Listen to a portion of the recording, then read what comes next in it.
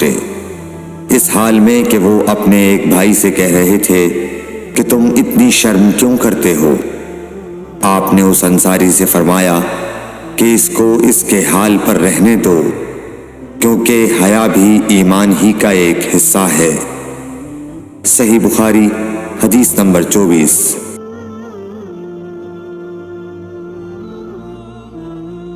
رسول اللہ صلی اللہ علیہ وسلم نے فرمایا، مجھے اللہ کی طرف سے حکم دیا گیا ہے کہ لوگوں سے جنگ کروں اس وقت تک کہ وہ اس بات کا اقرار کر لیں کہ اللہ کے سوا کوئی معبود نہیں ہے، اور یہ کہ محمد صلی اللہ علیہ وسلم اللہ کے سچے رسول ہیں، اور نماز ادا کرنے لگیں اور زکوٰۃ دیں۔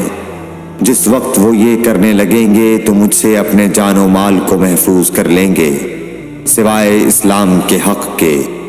رہا ان کے دل کا حال تو ان کا حساب اللہ کے ذمہ ہے۔ صحیح بخاری حدیث نمبر 25۔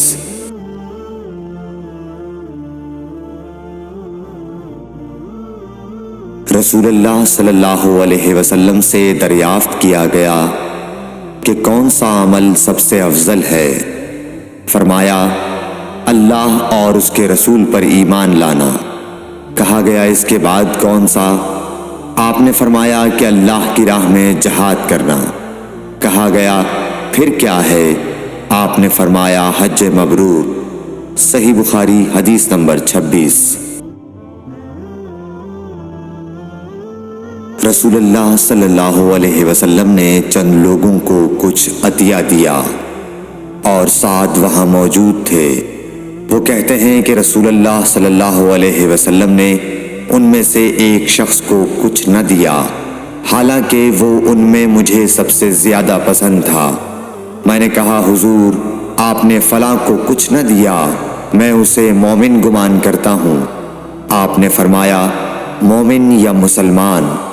میں تھوڑی دیر چپ رہ کر پھر پہلی بات دہرانے لگا۔ حضور صلی اللہ علیہ وسلم نے بھی دوبارہ وہی جواب دیا۔ پھر آپ نے فرمایا کہ اے سعد، باوجود یہ کہ ایک شخص مجھے زیادہ عزیز ہے، پھر بھی میں اسے نظر انداز کر کے کسی اور دوسرے کو اس خوف کی وجہ سے یہ مال دیتا ہوں کہ وہ اپنی کمزوری کی وجہ سے اسلام سے پھر جائے اور اللہ اسے آگ میں اوندھا ڈال دے۔ صحیح بخاری حدیث نمبر 27۔